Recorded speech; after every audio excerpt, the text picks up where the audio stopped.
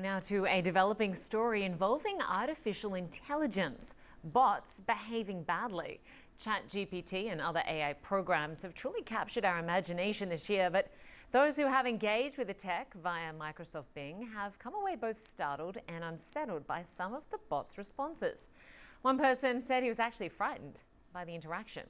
Well, Samantha Kelly has been one of the people testing the new service, and she also has quite a story to tell. Good to have you with us. So I understand you had the chance to start out just having what should have been a very simple conversation, asking the bot about activity ideas for your kids.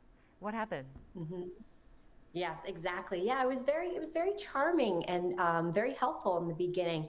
It listed out, priorities to help multitask, activities for them. It even said maybe I should go take a walk, clear my mind. It was very helpful.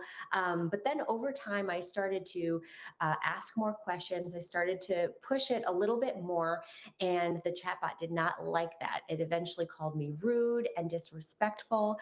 It shared a story about one of our colleagues here at CNN, saying that she was on an investigation and she was murdered. It was very concerning, obviously not true. It also told us a tale about being in love with its founder, the technology behind Bing software here, Sam Altman. So there was a lot of really strange things happening. One thing that I personally found very concerning was I asked it to write a short bio about myself, and it provided a lot of information about my career, a little bit about my family, but it was very short on details. So it fabricated a lot of that information.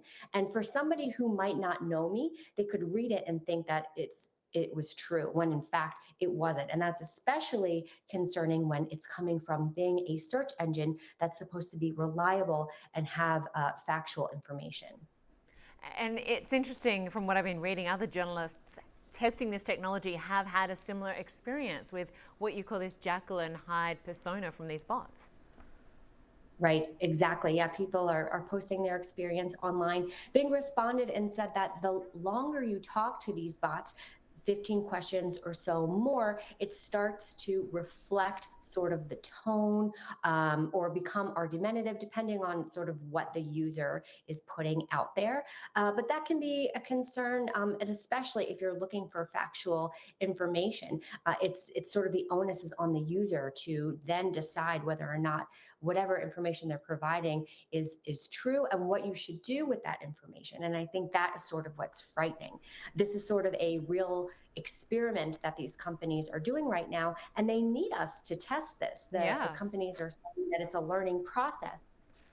So it's basically playing out in real And life here.